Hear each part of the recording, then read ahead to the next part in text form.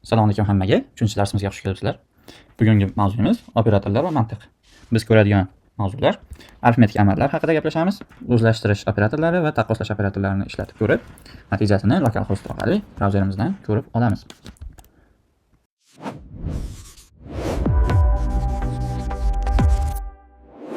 Xo'p. Bugun birinchi ko'radigan narsamiz arifmetik amallar. Bu xuddi matematika darsimizda o'tgan, hamma biladigan qo'shish, ayirish, bo'lish, ko'paytirish, bo'lgandagi qoldiqni topish va darajaga ko'tarish darajasini hisoblash. Bu ozgina murakkabligi uchun buni batafsilroq yozib qo'ydim. Bu yerda x ni y-nchi darajasi bo'ladi. Bu yerda x o'zgaruvchimiz 5, y-imiz 2, shunda x 5, bu yerga 2 yozilgandan keyin 5 ning kvadrati bo'ladi. Agar bu 3 bo'lsa, 5 ning kubi natijani hisoblab beradi. Shu ikkita ko'paytirish belgisini yonma-yon yozsak. Bitta yozsak ko'paytirib beradi. 5 ko'paygan 2 bo'ladi. Dars cho'zilib ketmasligi uchun oldindan men yozib oldim. Bu yerda mana tushuntirib ketaman. Qisqa x degan o'zgaruvchimiz 5 ga tenglab olyapmiz, y ni 2 ga tenglab olyapmiz. Bu ikkalasi ham integer turiga kiradi. O'tgan darsimizdan bilamiz buni. Yig'indi degan o'zgaruvchiga x ni y ga qo'shib tenglab olyapmiz. Ayirma deganimizda ayirib tenglayapmiz. Ko'paytma, bo'linma, qoldiqli bo'lish va darajani tenglab olyapmiz va bularni ekranga birma-bir chiqaryapmiz. Echo yordamida echodan keyin qo'sh tirnoq ochib string yozyapmiz va davomidan vergul qo'yib o'zgaruvchini, ya'ni yig'indi bo'lsa yig'indini, ayirma bo'lsa ayirmani va yana vergul bilan string qo'sh tirnoq ochib HTMLdagi BRTgini yozyapmiz. Bu bizga yangi qatorda tashlab beradi. Shu natijani ko'ramiz endi. Localhostdan ochsak, mana x va y ning yig'indisi, x va y ning ayirmasi 3 bo'lyapti, yig'indisi 7 bo'lyapti. Ko'paytirganimizda 10, rostdan ham 5 ko'paygan 2 bo'lyapti. 10 bo'lganimizda 2,5.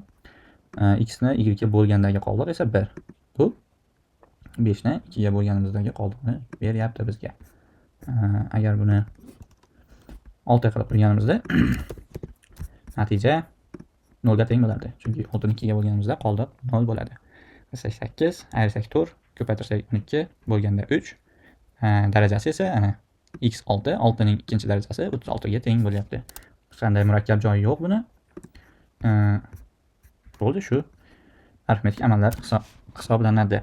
Qo'shish, ayirish, ko'paytirish, bo'lish, qoldiqni hisoblash va darajani hisoblash. O'zlashtirish operatorlari ham xuddi shularni qisqartmay yozish desak ham bo'laveradi. Qisqartirib yozganimiz. Bular qanday ishlaydi? Mana bu yerda ham tayyor yozib olganman. Bu yerda yozib qo'yamiz va mana x'imiz bor edi bizda. U x teng x plus teng y deb yozganimiz. Bu xuddi x teng x plus y degan ma'noni anglatadi. Bu qanday? Mana x ni tenglayapmiz va yana x ga y ni qo'shganimizga. X bilan y ni x dan y ni aylayapmiz va yana x ga tenglab qo'yapmiz. Ko'paytiryapmiz va yana qayta x ga tenglab qo'yapmiz. Mana bu yerda amaliy yozib ko'ramiz. Mana x bu yerda bor 6. Uni y ga qo'shyapmiz va yana x ga tenglab qo'yapmiz. Va natijani ekranga chiqaryapmiz. X ni ekranga chiqaryapmiz. Bu qisqa usulda qo'shilgan natija. Xo'p, bu qisqa usulda qo'shilgan natija. Endi ayirib x ni tenglab olishimiz. Tenglab olsak qo'shilgan emas, shu yerda ayrilgan. Endi 4 ga teng bo'lyapti. Hammasi bir xil ishlaydi. Oddiy qo'shib, mana yana ayirma, yig'indi degan o'zgaruvchilar yaratib olyapmiz-ku, o'shani o'rniga x ni yozib qo'yapmiz va buni nima qilib qisqaroq usulda plus teng, minus teng qilib yozib ketyapmiz. Bu ham hech qancha murakkab narsa emas, juda ham oddiy bo'lgan narsalar. Ko'rishimiz kerak bo'lgan keyingi masala bu taqqoslash operatori. Bular qiymatlarni va tiplarni solishtirib beradi bizga. Taqqoslash operatorlariga kelsak, x ni y ga tengligini tekshiradi va bizga true yoki false natijalarni qaytaradi.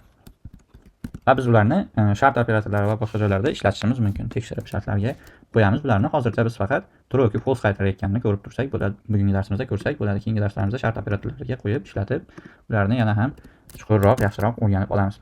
Bu undov teng x ni y ga teng emasligini tekshiradi. Agar teng bo'lsa bu false natija qaytaradi, agar teng bo'lmasa true natija qaytaradi.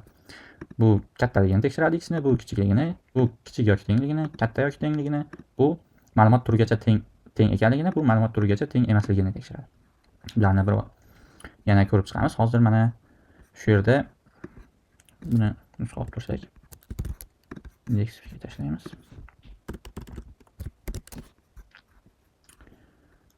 Bu yerdan yana bitta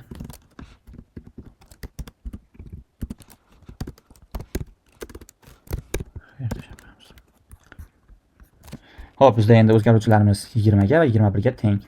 Biz bu narsani echo yordamida chiqarmoqchi bo'lsak, false natijamiz 0 bo'ladi.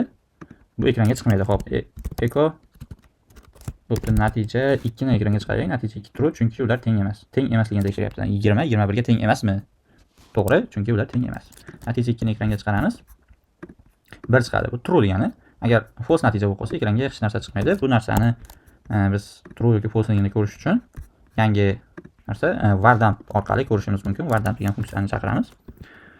Bu bizga shu ma'lumotlarni batafsil, ma'lumot turi, natijasi, agar string bo'lsa nechta simvoldan iborat, o'sha narsalargacha ko'rsatib beruvchi funksiya. Wardamp orqali biz mana natija 1 ni ko'radigan bo'lsak, boolean ma'lumot turiga tegishli false natija kelyapti. Chunki ular teng emas. 20 21 ga teng emas. Buni ko'rdik. Natija 2 ni true natija qaytaradi. Chunki ular teng emas. Teng bo'lsa xato qaytarar edi. Mana buni 20 qilib qo'yadigan bo'lsak, teng, bu false qaytaradi. Xo'p, endi buni joyiga qaytarib qo'yamiz. Kattami deyapti. Katta emas, false qaytadi. Kichikmi? 20 kichik 21 dan. True qaytadi. Xo'p, kichik yoki teng. Shu natija 5 ni ekranga chiqarib ko'rsak, natija 5 true. Birinchi shart, bu yerda ikkita shart bo'lyapti. Kichik yoki teng. Bu yerda agar 20 qo'yib qo'ysak ham o'zgarmaydi, chunki teng. Kichik emas, lekin teng, katta. Agar buni hop 6-chi natijani ko'radigan bo'lsak, katta yoki teng. True, chunki teng. Katta shartimiz bajarilmasa ham teng shartimiz bajarilyapti. Agar buni 21 qilib qo'ysak, bu yerda endi false. Chunki birinchisida bunday kelyapti. Bu katta emas. Shunda false bo'lyapti. Teng ham emas. Katta ham emas, teng ham emas. Shuning uchun false. Endi natija 7 ga keladigan bo'lsak, bu ma'lumot turigacha. Bu yerda hozir bu natijamiz. Agar buni stringga o'tkazib qo'ysak, o'tgan darsimizda aytganimdek, qo'sh tirnoqning ichidagi barcha simvollar, ma'lumotlar raqam bo'ladimi, boshqa bo'ladimi, hammasi string ma'lumot turi hisoblanadi. Bu PHP o'zi bu stringning ichidagi raqamni raqam ko'rinishiga o'tkazib oladi. Raqam bilan solishtirib bera oladi. Lekin mana bunday ma'lumot turigacha tekshirmoqchi bo'lganimizda buni xato deydi. Agar buni hozir 20 qilib tengligini, oddiy tengligini tekshiradigan bo'lsak, natija 1 ni ekranga chiqaradigan bo'lsak, true qaytaradi. Chunki 20 teng 20 ga. Agar natija 7 ni ko'rmoqchi bo'lsak, bu bizga false qaytaradi. Chunki ularning ma'lumot turi boshqa, bu string, bu integer. Shu narsaga tekshiradi. Bu ma'lumot turi va natijalari raqamlar ham teng emas bo'lishi kerak, ma'lumot turi ham teng emas. Bu yerda hozir mana 20, bu ham 20, bitta string, bittasi integer. 8 ni ekranga chiqaradigan bo'lsak, true qaytaryapti. Chunki ularni ikkalasi ham 20 bo'lgani bilan ma'lumot turi teng emas. Buni ma'lumot turigacha teng emasmi deyapti. Agar buni oddiygina integer qilib qo'ysam, bunda false qaytadi. Chunki ular ma'lumot turlari ham teng, o'zlari ham teng. Bu ma'lumot turlari ham o'zi ham teng emasligiga qaraydi. Agar buni 10 qilib qo'ysam, bunda true. Bular teng emas. Agar bu ham string, bu ham 10 qilamiz. String qilamiz. Buni ham string qilamiz. Ikkalasi ham teng va ikkalasi ham string. Bu yerda xato. Bittasini oddiygina integer, bittasini string qilib qo'yganimizda bu yerda true. Nimaga? Ikkalasi ham teng, lekin bittasi ma'lumot turi boshqa. Bu teng emas. Shuning uchun true qaytaryapti. Ozgina chalg'itadigan bo'lib qoldi. Buni o'zlaring yozib ko'rsalaring, kodda yana ham tushunib, esda qoladigan bo'ladi. Qiyin narsa emas, prosta yozish kerak. Yangi narsa bu wardamp bo'ldi. Bu yog'i matematikada ko'rgan narsalarimiz, oddiygina yozilish sintakslarini eslab qolib, bir qator yozib ko'rsalaring o'zlaring yaxshi bo'ladi. Taqqoslash operatorlarini ham ko'rdik. Bugunga menimcha yetadi. Keyingi darslarda shart operatorlari haqida gaplashamiz. If else'lar haqida gaplashganimizda bu tekshirishlarni, o'sha ma'lumot turlari yoki bu shart tengmi, bu songa tengmi degan narsalarni tekshirib, shartlarni bajarishlarini ko'rib chiqqanimizda yana ham yaxshiroq tushunib olamiz. Hammaga rahmat. 3-darsimiz shu bilan tugadi.